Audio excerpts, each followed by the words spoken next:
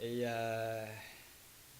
ça va bien, malgré que la grippe ne me quitte pas encore. Des fois, je suis embarrassé encore pour tousser.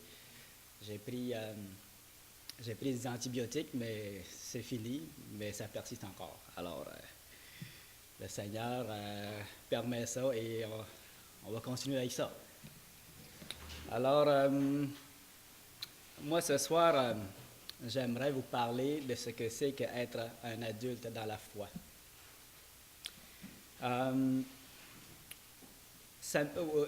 Au dernier déjeuner des hommes, si vous vous souvenez, ceux qui étaient là, on avait parlé de la perfection, le 7e chapitre du livre. Là.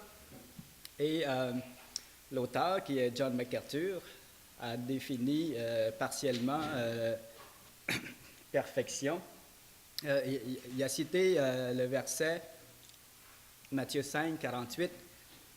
Ça dit « Soyez parfaits comme votre Père céleste est parfait. »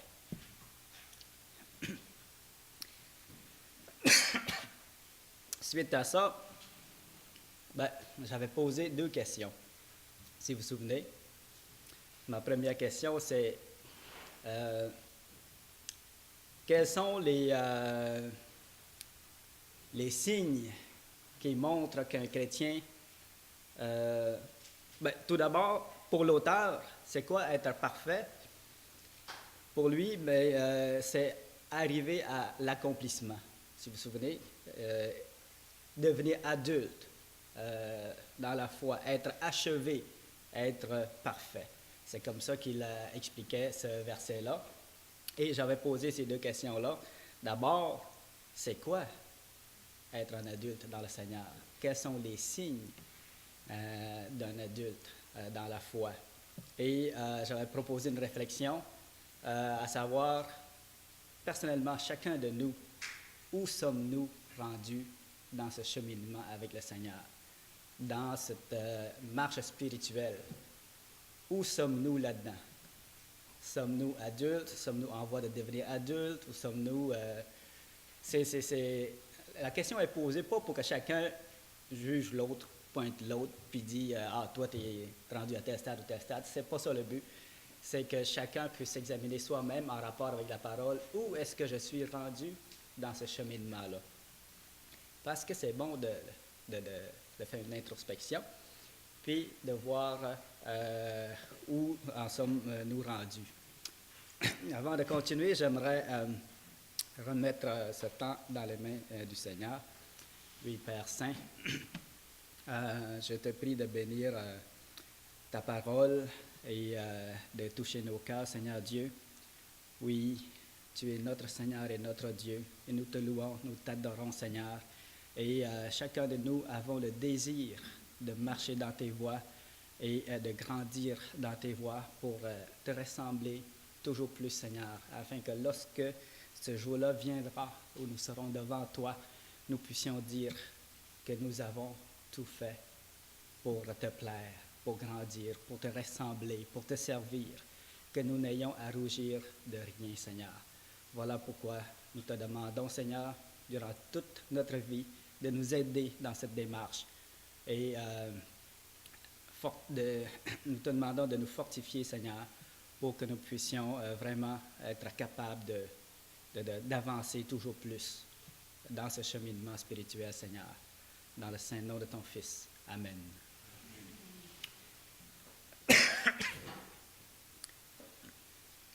Donc, j'avais posé ces 2 questions, puis il manquait du temps parce que on avait apporté d'autres commentaires et tout ça, et on manquait du temps pour développer ce sujet-là, et je suis resté sur ma faim.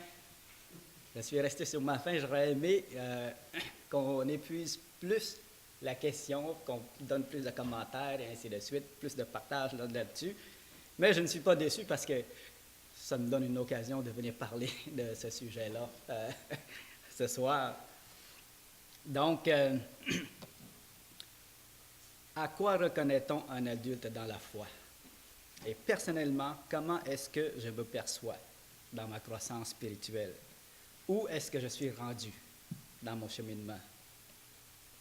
Tout d'abord, je vais faire ça simple ce soir. j'aimerais poser une question connexe. Que peut-on dire d'un adulte dans la vie normale, charnelle?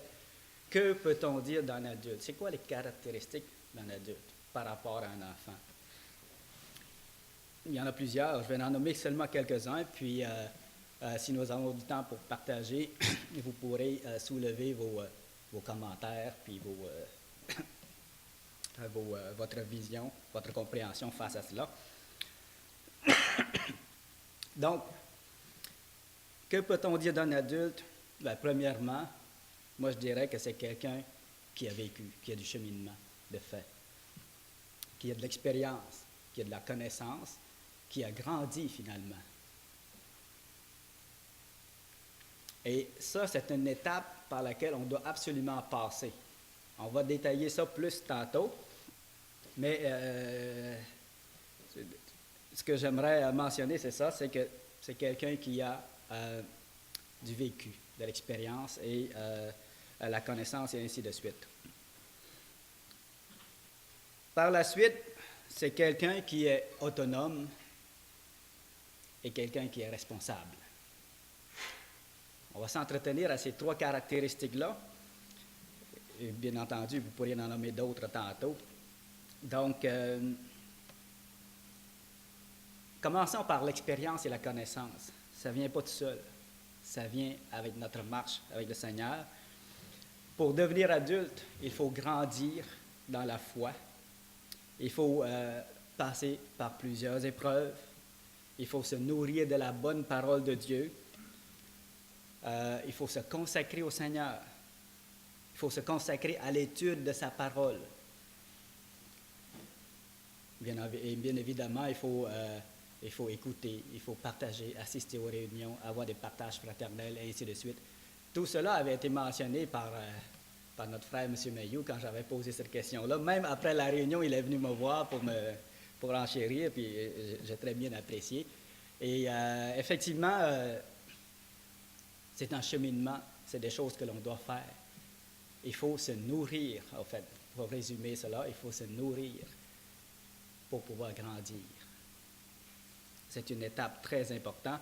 Donc, il faut lire la parole de Dieu, il faut écouter les exhortations, il faut écouter ce que les autres frères ont à nous partager, et il faut partager nous-mêmes notre vision, notre compréhension de la parole.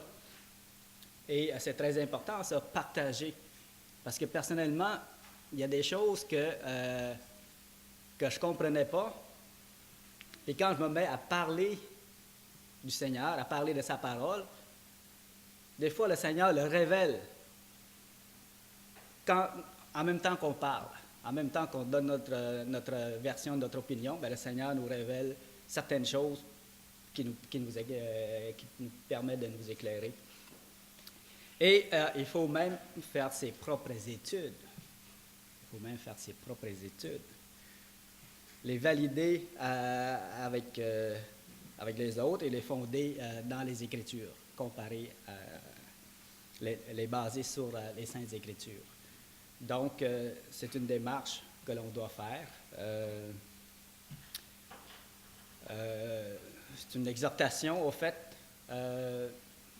à entreprendre ces choses-là, dans la mesure où le Seigneur nous inspire et nous pousse à le faire. Personnellement, j'aimerais vous raconter mon expérience là-dedans. Quand je suis devenu chrétien, quand j'ai accepté le Seigneur, c'était par la lecture de la parole. Donc, je ne connaissais aucun chrétien à ce moment-là. J'ai entendu, au fait, j'ai été évangélisé quand j'étais dans des camps de réfugiés en Thaïlande. Et puis, je me suis toujours dit que que je faisais partie d'une famille chrétienne, tout ça, mais je n'ai jamais accepté le Seigneur. Mais quand j'ai décidé de lire la parole de Dieu, là, le Seigneur a touché mon cœur. On était déjà rendu au Canada, mais je ne connaissais aucune assemblée chrétienne. Quand je suis devenu chrétien, là, quand le Seigneur a touché mon cœur par la lecture de sa parole, je ne connaissais aucune assemblée chrétienne et aucun chrétien. Tout ce que je savais, c'est qu'il y avait les assemblées, les églises catholiques, que je voyais que Dieu n'était pas présent comme tel. Donc, pour moi, ce n'était pas une église de Dieu déjà là. Puis je suis resté 7 ans comme ça, sans aller dans aucune assemblée parce que je ne savais pas que ça existait, les assemblées chrétiennes au Canada. Je ne savais pas que ça existait.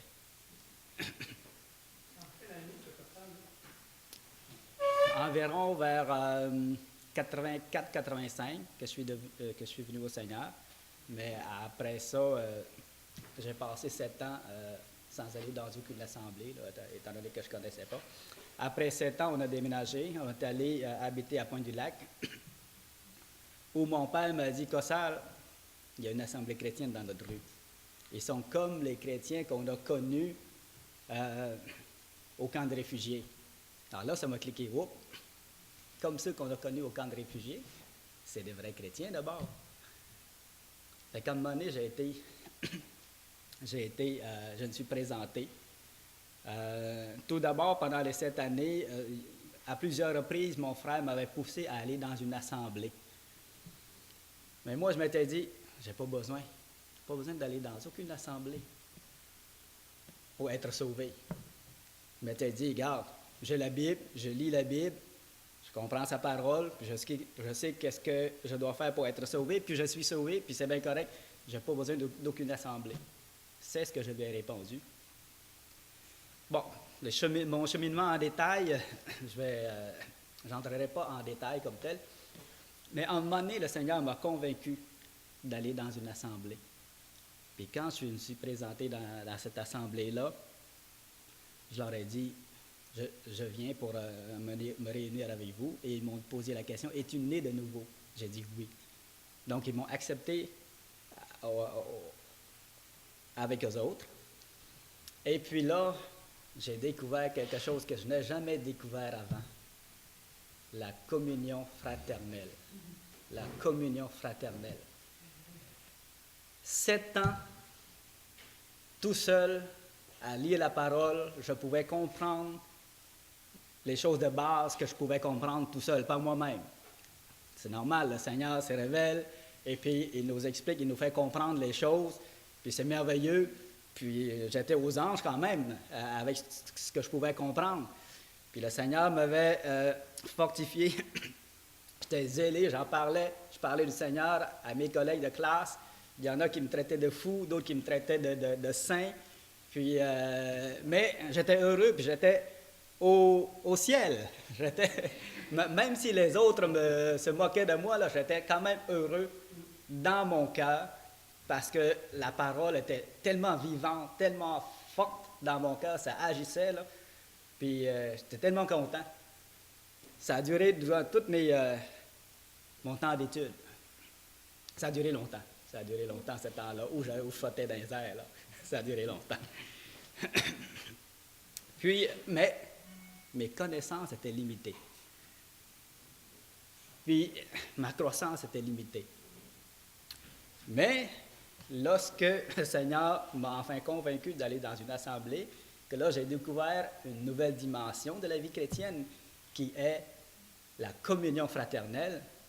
Là, j'ai découvert une chose nouvelle que j'ai refusée depuis longtemps. Puis là, je me suis mis à reflotter sur mes nuages. Et là, le Seigneur a ouvert ma compréhension sur plusieurs choses, plusieurs autres choses. Il m'a permis de grandir, une étape de plus dans ma vie. Donc, cette étape-là est très importante. C'est pour ça que d'ailleurs, durant toute ma vie par après, même partout où je vais, je veux toujours me réunir avec des frères et sœurs.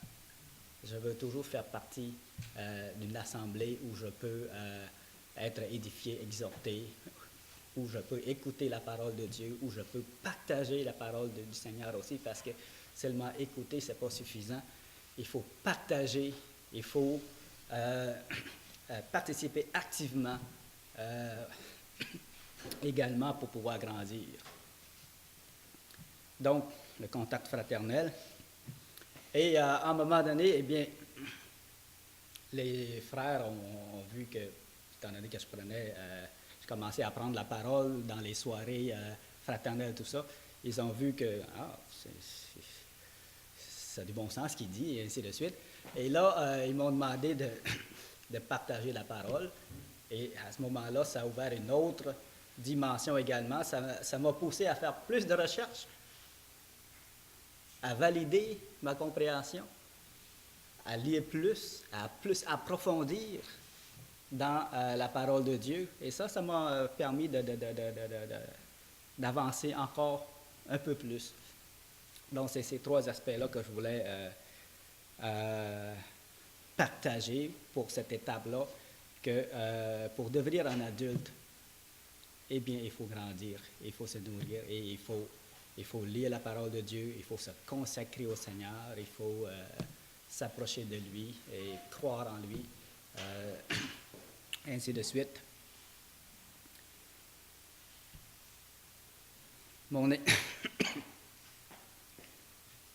Permettez.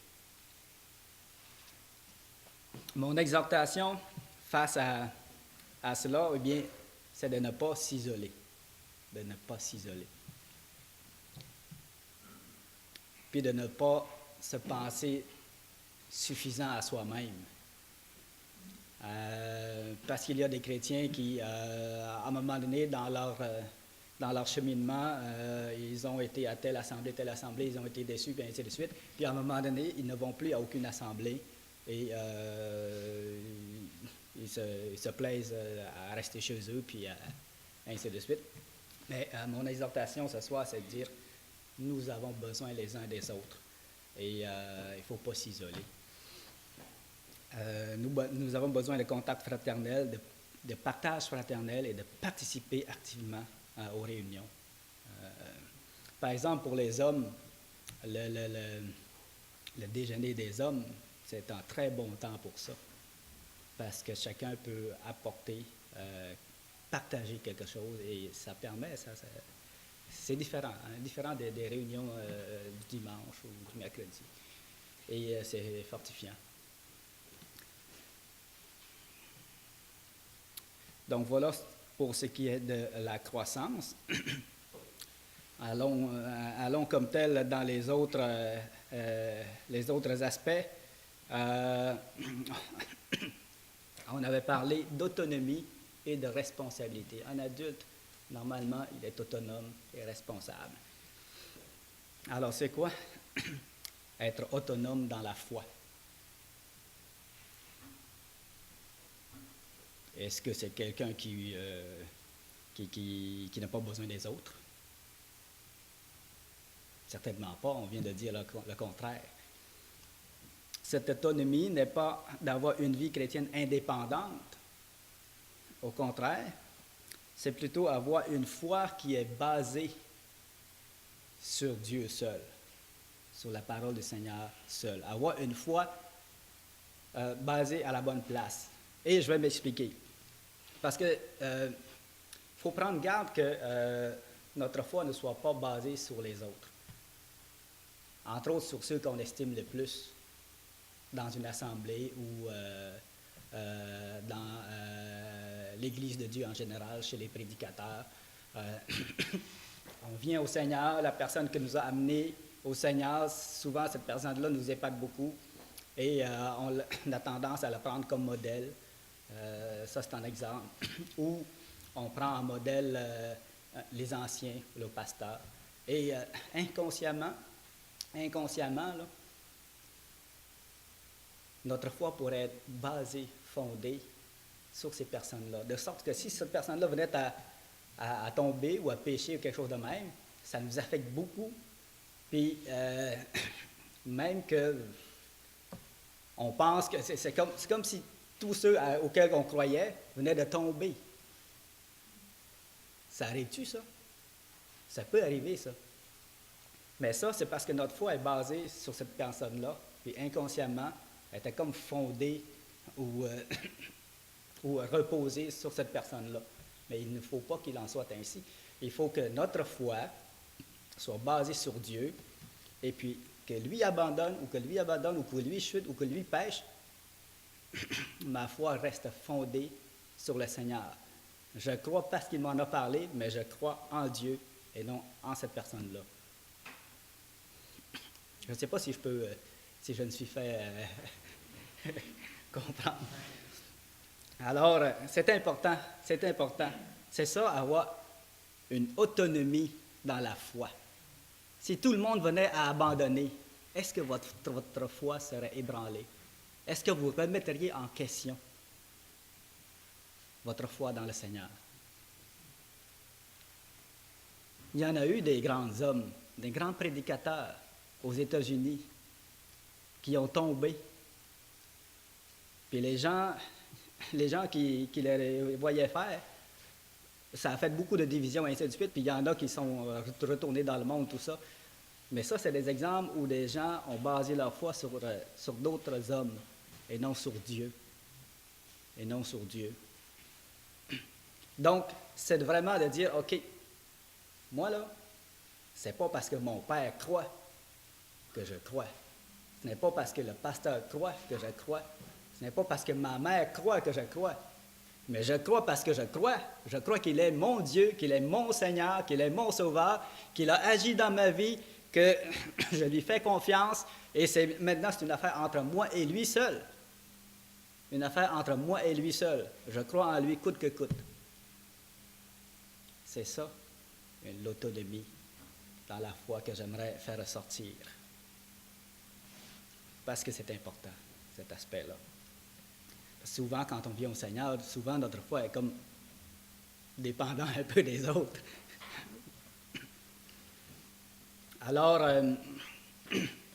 concernant la dépendance à Dieu, c'est un fait inverse avec ce qui se fait dans la chair. Normalement, dans la chair, plus qu'on grandit, plus qu'on devient indépendant de nos parents. Dans la chair, plus qu'on grandit, plus qu'on devient indépendant. Mais dans la foi, plus qu'on grandit, plus qu'on doit devenir dépendant de Dieu. C'est un processus inverse. Avant, on n'était pas dépendant de Dieu, on ne le connaissait pas. On agissait selon notre bon vouloir. Puis quand le Seigneur nous a amenés à lui, il nous a fait comprendre que maintenant, là, on se soumet à sa volonté.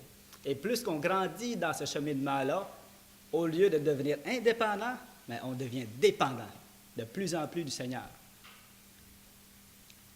Dans tous les aspects de notre vie, plus qu'on grandit là-dedans, plus qu'on le consulte, plus qu'on a peur de le déplaire dans telle ou telle chose. Alors donc, on le consulte, on recherche sa volonté, et ainsi de suite. Et quand il nous demande de faire quelque chose, eh bien, on obéit parce qu'on devient dépendant. On devient dépendant.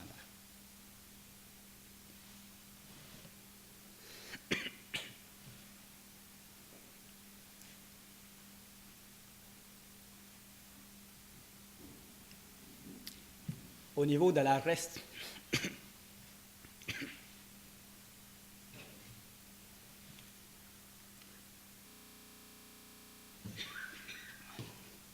Au niveau de la responsabilité, être responsable dans la foi, c'est quoi? Ça, c'est un grand volet, ça. On peut en parler longtemps, mais je vais quand même aller rapidement parce que je sais que vous comprenez déjà tout ça. Alors, le but, c'est qu'on puisse en discuter et se rappeler de ces choses-là. Donc, c'est quoi être responsable dans la foi? Eh bien, moi, j'aimerais tous nos devoirs dans le Seigneur, même quelque chose qui semble être insignifiant. Si c'est le Seigneur qui nous demande de faire, si c'est dans notre devoir de faire cela, eh bien, on le fait parce qu'on est responsable.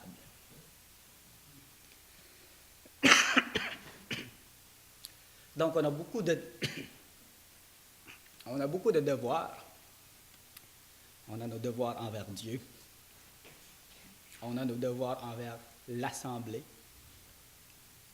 On a des devoirs envers les frères et sœurs, des devoirs envers notre épouse, notre époux, nos devoirs envers les enfants, etc.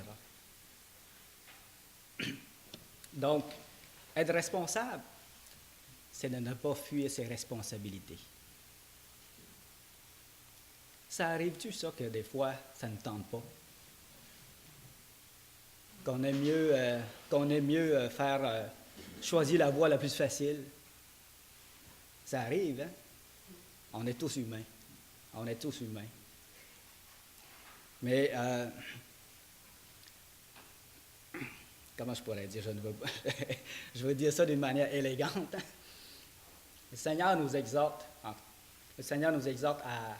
à faire tout cela, tout ce qu'il nous a confié, et à ne pas fuir nos responsabilités. C'est beaucoup plus facile de dire, aujourd'hui, dimanche matin, là, non, je ne prie pas. Je vais rester tranquille, tu sais, c'est facile. Je ne me ferai pas remarquer par du monde, je ne risquerai pas de me tromper, et puis je vais rester tranquille. C'est facile de dire qu'on s'assoit tranquille et qu'on ne fait rien. Mais si le Seigneur nous pousse à faire quelque chose, à dire quelque chose, mettons, dans le déjeuner des hommes, si le Seigneur nous pousse à dire quelque chose, eh bien, c'est sûr que ce n'est pas tout le monde avec le temps qu'on a, tout le monde n'a pas le temps nécessairement de parler, mais qu'on lève la main et qu'on veuille les exprimer, les partager, afin de faire bénéficier les autres. C'est déjà bien. On fait ce que le Seigneur nous demande. Alors, c'est de ne pas fuir ses responsabilités, et on en a beaucoup. On en a beaucoup. Je nous exhorte, parce que je m'adresse à moi également, de ne pas fuir nos responsabilités, même les plus petites. Même les plus petites. Dans Romains 12, 17,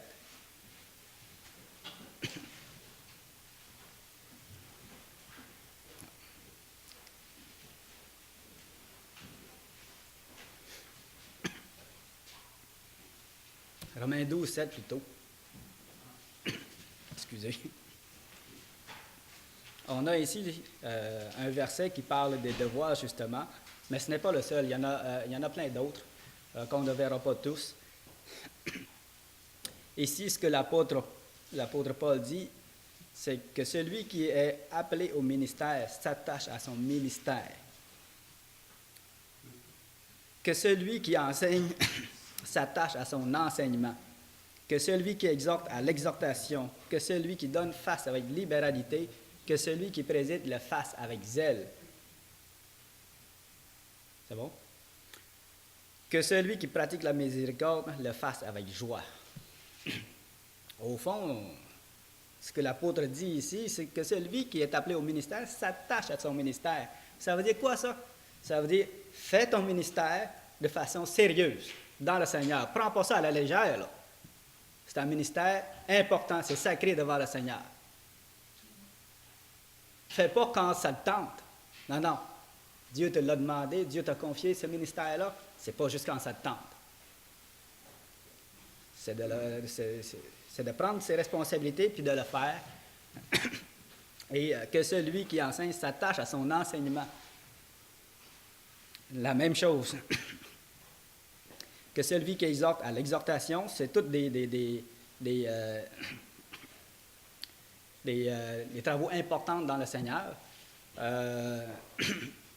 Que celui qui préside le fasse avec zèle, que celui qui pratique la miséricorde le fasse avec joie.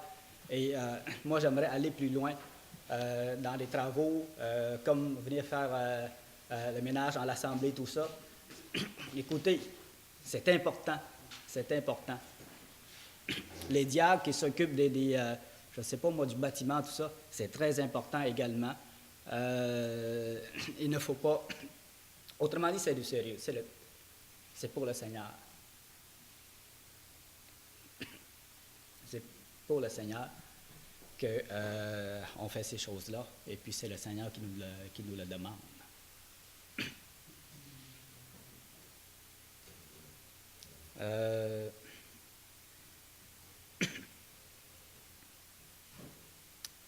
Bon.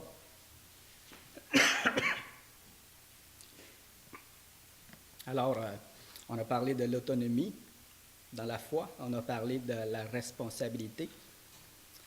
Puis, moi, personnellement, que l'on commence à être autonome, que l'on commence à prendre ses responsabilités, Ce n'est pas une marque comme quoi que nous sommes parvenus à la perfection. Loin de là, on ne fait que commencer à, à mener notre vie d'adulte dans le Seigneur, au fond. Parce que souvenez-vous ce que le Seigneur a dit. Il dit, dans Luc 6, le verset 40, il dit, « Tout disciple accompli sera comme son maître. » Tout disciple accompli sera comme son maître. Alors, moi personnellement, je ne pense pas être rendu à ce stade-là, d'être comme le Seigneur.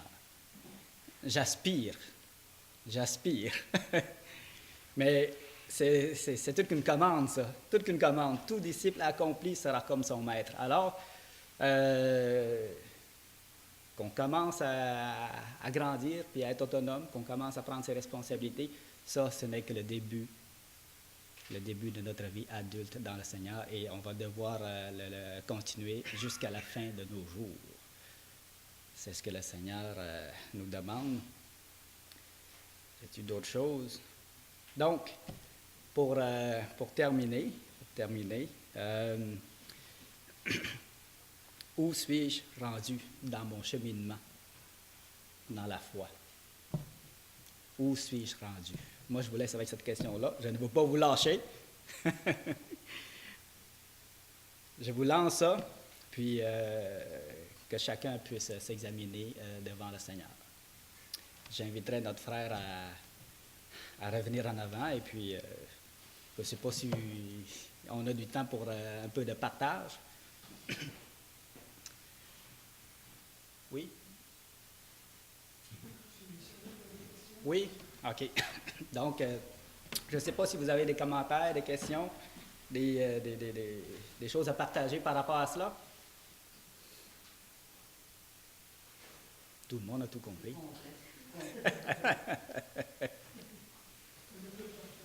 Oui? J'enchaînais le passage qui m'a beaucoup énormément encouragé dans ma vie chrétienne, lorsque le Seigneur dit justement que tout disciple accompli sera comme son maître. Mais quand on regarde toutes les Écritures, surtout du Nouveau Testament, d'un bout du Nouveau Testament à l'autre, jusqu'à la fin de l'Apocalypse, on regarde le désir que les apôtres avaient, le désir que le Saint-Esprit a mis dans leur cœur lorsque Dieu les a appelés à œuvrer pour lui. Et on regarde surtout les épîtres de Paul. Paul nous expliquait, je pense que demain on va avoir quelque chose d'intéressant. Pas demain, mais samedi, nous autres les hommes, le dernier chapitre du livre Le corps de Christ, ça va être très intéressant. Mais c'est sûr que, comme tu disais, ça semble être une chose pratiquement impossible, à nous, de regarder ce passage-là.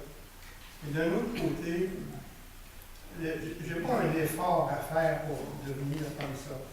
J'ai à m'en remettre totalement ma vie dans les mains de Dieu. Et c'est là que Dieu prend ma vie et lui la transforme. Il l'amène à ce point-là de dépendre de lui d'une façon totale. Et c'est là qu'est la maturité spirituelle. Et quand je regarde les épîtres de Paul, je pense que c'est dans, je ne sais pas si c'est dans Romains, mais il nous dit ceci, c'est cela à quoi j'ai travaillé tout le long de son ministère. Je pense qu'il a eu un ministère de 27 ans environ. Et c'est ce qu'il a fait avec ses enfants spirituels. Il les emmenait là. À un moment donné, il était capable de dire, j'ai atteint, tu sais, j'ai fait en 27 ans, le temps que Dieu m'a donné, j'ai pu concrétiser ce que Dieu avait mis dans le cœur à accomplir pour lui, pour son œuvre. Et c'est tout le Seigneur qui a fait ça. Paul n'a rien fait de lui-même, il était obéissant même jusqu'à la mort. Là. Mais je pense que c'est ça, nous autres, l'encouragement qu'on peut se donner. C'est de croire que la parole de Dieu, elle est là, elle est écrite. Et il n'y a pas de... Ce que les apôtres ont vécu à l'époque, c'est la même chose pour nous. Là. Il n'y a pas de différence. Tout ça, ça se fait dans une simplicité. Et c'est là qu'on réalise justement qu'on ne peut pas en arriver à ces choses-là si on se donne, si on ne s'abandonne pas totalement à l'aimer le Seigneur. C'est une chose qui est impossible. Je pense que l'encouragement qu'on peut avoir, comme tu l'as dit, c'est de voir qu'on est capable. Le Seigneur veut nous amener là. Puis il va le faire. Je pense pas que le Seigneur, moi, dans mon cœur, il va venir chercher une église qui ne sera pas parée, qui ne sera pas prête, qui ne sera pas. Lui, il a le pouvoir de le faire à travers nous par le Saint-Esprit. Et je crois, en tout cas, moi, c'est mon espérance et c'est ma joie dans le Seigneur de voir que Dieu veut nous emmener à ce point-là, qu'on puisse justement vivre de l'Évangile et la joie du Saint-Esprit et tout ça. C'est un peu ça que je voulais partager. C'est bien. Vous avez mentionné quelque chose qui rejoint ce que j'avais dit tantôt, la dépendance à Dieu, la dépendance totale à Dieu. Plus qu'on grandit dans la foi, plus on doit dépendre du Seigneur. Puis se remettre entièrement à lui. Merci. D'autres commentaires? Oui. Par rapport à s'attacher à son ministère, c'est ça le passage que tu as mentionné. Tu sais, on est dans une société où les gens font ce qu'ils veulent, quand ils veulent, comme ils veulent. Puis c'est beaucoup une société de loisirs, c'est beaucoup une société de je me moi, de plaisir avant tout, tout ça.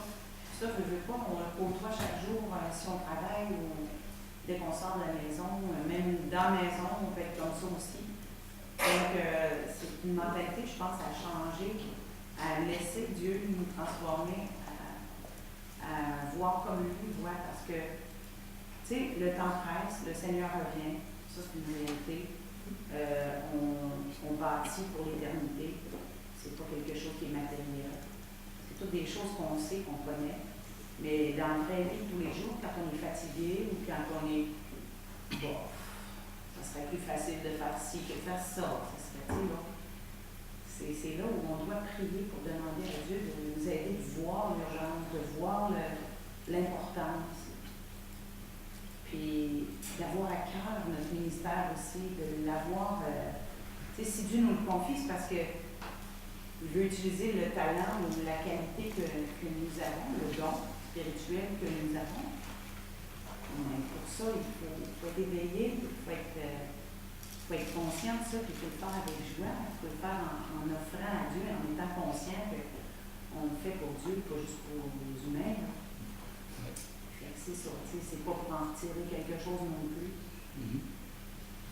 Puis Dieu bénit, je me souviens de samedi, on est allé au funérailles, je m'étais écoutée, je parlais de funérailles dans le lieu, puis on va au-delà de ça, on est allé aussi, comme Pierre-Paul l'a mentionné, dans un foyer de personnes âgées, on a tellement été bénis d'y aller.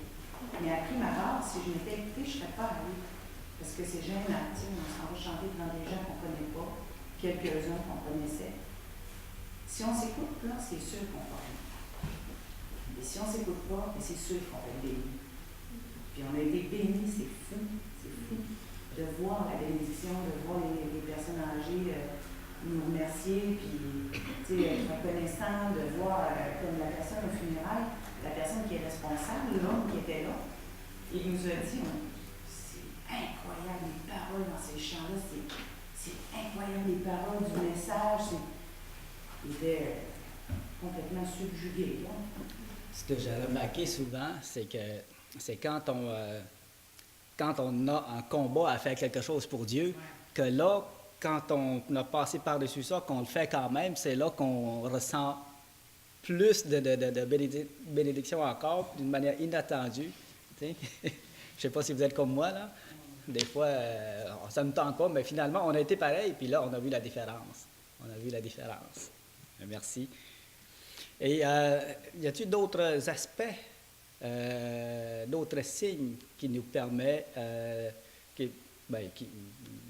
de quelqu'un qui est adulte dans la foi? Y a-t-il d'autres signes, à part c'est ce que j'avais nommé, là? Oui? Peut-être, on le voit, là, justement, dans le même passage que Juliette a soulevé, que je peux amener, l'attitude avec laquelle on fait les choses qui nous sont demandées. Pour moi, c'est une des plus belles preuves d'un adulte, selon moi. Quand on parlait des sourires tantôt, des personnes que chaque fois qu'on les rencontre, on est constamment souriants. À chaque fois qu'on leur demande quelque chose, ils sont prêts à le faire. Puis Puis le terme le face avec libéralité, tantôt, quand on disait c'est celui qui donne, le face avec libéralité, on peut donner de son temps, on peut donner de son argent, on peut donner de toutes sortes de choses. Mais libéralité, ça veut dire avec largesse, ça veut dire que tu en donnes plus que nécessaire.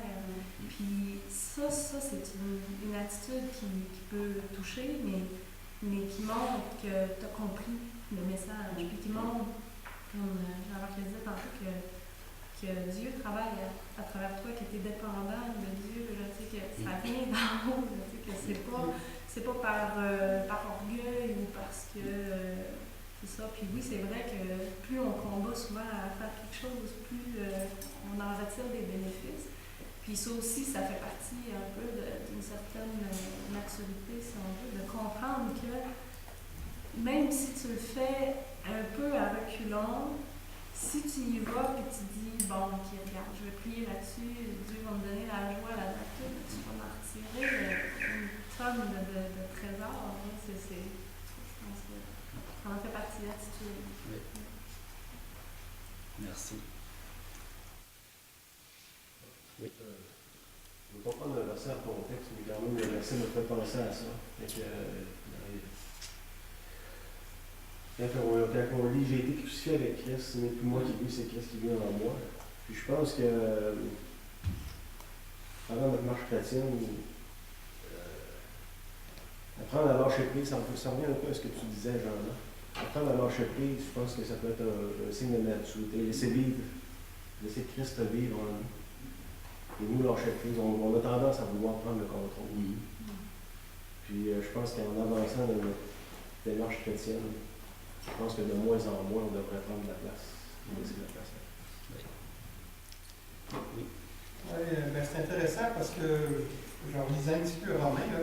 Puis au début du chapitre 12, l'apôtre Paul, l'exhortation qui amène à ses enfants spirituels, il dit « Je vous exhorte donc, frères, par les compassions de Dieu, à offrir vos corps comme un sacrifice vivant, saint, agréable à Dieu, ce qui sera de votre part un culte raisonnable. » Je pense que c'est le commencement, ça, quelque part, là, de notre démarche avec le Seigneur, où on va se sentir, quand on le fait, en tout cas moi par expérience dans mon passé, le Seigneur me fait goûter à ça. Lorsqu'on se sent libéré parce qu'on donne tout notre être au Seigneur, tout ce que je suis, Seigneur, fais de moi ce que tu veux. Et quand le Seigneur t'amène à croire vraiment à ça, c'est la véritable foi et on goûte à une dépendance de Dieu qui est tellement extraordinaire, ça s'appelle nous maintient dans ce processus-là qui est de renoncer totalement. Il n'y a pas beaucoup de grande liberté de ça. Dans le Seigneur. Merci. Gilles, oui, tantôt, oui. C'est vraiment des bonnes discussions, mais je m'en rappelle, je pense que ce qui est important, c'est quand tu fais quelque chose, un exemple, un qui fait de passer un billet pour Ecclésia ou un déjeuner de l'espoir, il y a toujours un combat. Toujours un combat. Pourquoi on a ce combat-là? Si c'est un billet pour aller voir Jean-Michel Anctil, tu ne l'aurais pas ce combat-là. Pourquoi? C'est parce que c'est pour le Seigneur. Puis quand tu le passes, quand tu as passé ça, tu ne sais pas quel miracle qui peut arriver. Jean-Michel Anctil, c'est pas bien. Mais avec le Seigneur, quand tu passes quelque chose pour le Seigneur, il y a quelque chose qui se passe. Puis quand tu es un outil pour le Seigneur, c'est là que tu vois des miracles. Le meilleur exemple, c'est que je peux amener, c'est quand on va dans l'évangélisation aujourd'hui l'espoir. La première fois que je suis allé là, je ne pensais jamais voir des miracles comme ça. Parce que j'ai fait des pas pour le Seigneur, j'ai connu au pas. Mais le Seigneur s'est servi pour nous montrer qu'il sauvait encore dans l'année que je l'étais, en 2011, 2012, je m'en rappelle. Mais à travers tout ça, entre frères et sœurs, on s'aperçoit qu'on se parle d'un autre, on s'aperçoit que quand il y en a un qui fait des pas pour le Seigneur en fait des milliers de pas, puis il nous montre sa gloire à travers nos pas. Ça fait que chaque chose qu'on fait, un autre exemple au travail, quand est-ce qu'on va parler du Seigneur à vos confrères de travail? Il connaît, tout le monde sait qu'on est chrétien, mais souvent on ne le fait pas. Mais la journée que tu le fais, il y a deux choses qu'ils vont faire. Ils vont rire ou ils vont réfléchir. Mais souvent, ils vont rire, mais après, ils réfléchissent. Au moins, ils font les deux. Puis, genre, on a marqué ça, je n'en parlais à David il n'y a pas longtemps. David, j'ai dit, quand ils sont en groupe, ils sont ensemble, jamais tu seras capable de parler avec eux autres, ou ils vont essayer de ridiculiser ce que tu essaies d'amener. Mais quand tu es tout seul avec, c'est drôle, c'est tellement fait. Ils vont oser de te poser des questions quand ils sont tout seuls. Et quand ils ne sont pas tout seuls, c'est le contraire, parce qu'ils veulent pas montrer qu'ils sont intéressés. C'est ça. Fait que le Seigneur, là, il agit partout. Mais nous, on est un outil dans ses mains. Puis il faut s'oublier. Puis à tous les fois, même j'ai de la facilité, même des fois, moi-même, j'ai des combats de passer le cap. J'ai des combats de passer le génie de l'espoir. Il ne faut pas. Quand il y a des combats, c'est là que c'est important d'y aller. Merci. Un dernier commentaire, Jonathan. Oui, on parle de maturité spirituelle. Moi, l'image de quelqu'un qui est mature spirituellement que j'ai, c'est quand on parle à quelqu'un, qu'on explique que dans notre vie, il y a un péché, ou quelqu'un a de la difficulté, ou la personne, là, franche, direct, elle sort la Bible, elle sort un passage, puis ben, c'est ça que tu vas faire, on attend, arrête. Là, deux, trois claques d'en face, la surprise. La personne est franche, direct, tu vois que le Seigneur prend beaucoup de place dans sa vie, puis lui circule. Puis que c'est quasiment le Seigneur qui te répond. Quand tu disais que pour être mature spirituellement, il faut que tu tasses, tu laisses la place à lui. Mais ces gens-là, on le remarque après ça. Quand le Seigneur prend beaucoup de place, c'est le Seigneur qui est notre premier réflexe. Quand on chicane, c'est le Seigneur qui est notre premier réflexe. C'est pas le deuxième, troisième, puis 4 heures après. C'est le Seigneur qui est notre premier réflexe. On répond avec amour. Quand il y a un frère qui nous parle, puis qu'on voit qu'il y aura peut-être un verset à sortir, on sort parce que le Seigneur prend beaucoup de place dans notre vie, puis d'autres, la chair est rendue dans un petit coin, tout petit terrain. Pour moi, c'est ça, un adulte dans la foi. C'est sûr qu'on a toujours des petites variantes dans la vie, des fois ça va mieux, des fois ça va moins bien, mais des fois des piliers dans l'église, des gens qui sont là depuis longtemps, c'est sûr qu'il n'y a pas de piliers invincibles, on s'entend, mais des gens qui sont là depuis longtemps, on leur parle, et on voit tout de suite que le Seigneur, c'est tout celui qui répond. Moi, c'est comme ça que je vois la maturité spirituelle. D'accord. Merci. Avant de céder la place à notre frère, avec ce que Karine a dit, l'attitude, c'est très important. Exemple, puis on parlait je pense, quelque chose comme subir les injustices. Là. Un adulte, on ne se chicane pas, on évite des chicanes. Si on subit quelques injustices, on accepte les injustices. C'est une des caractéristiques, je pense, que vous avez essayé de leur faire sortir. Donc, je laisse la place à notre frère. Merci beaucoup, Michel. Cassable. Je lis ici, il dit que, parce que ça va avec un petit peu ce qu'on a discuté, que la loyauté et la vérité ne t'abandonnent pas. Être loyal en 2014. Quelque chose, hein? C'est important d'être loyal. Lis-les à ton cou, écris-les sur la table de ton cœur. Tu acquerras ainsi grâce et bon sens aux yeux de Dieu et des hommes. C'est tellement beau. Alors ici, il dit, confie-toi à l'Éternel de tout ton cœur, ne t'appuie pas sur ton intelligence. Reconnais-le dans toutes tes voies, et c'est lui qui aplanira tes sentiers. C'est bon, hein, dans le Proverbe 3, reconnais-le dans toutes tes voies. Il a permis des choses. Il est souverain. Il dit, allume. C'est moi qui dirige. C'est moi qui t'apprends à construire dans ta vie. Reconnais-le. Même si ça fait mal, même si ça ne fait pas mon affaire, il dit, reconnais-moi pareil. You, Michel, reconnais-moi. OK, c'est correct. Mais on est en processus de maturité. On veut avancer. Merci, Cossal. C'était bien. Ça fait réfléchir et ça nous repositionne devant la parole, devant le cœur de Dieu, puis de voir est-ce que vraiment je suis obéissant à ce que Dieu me demande. Pourtant, comme tantôt on a dit beaucoup de choses, nous savons, mais qu'est-ce que je fais avec ce que je sais? Ça commence là, de qu'est-ce que je fais avec ce que je sais?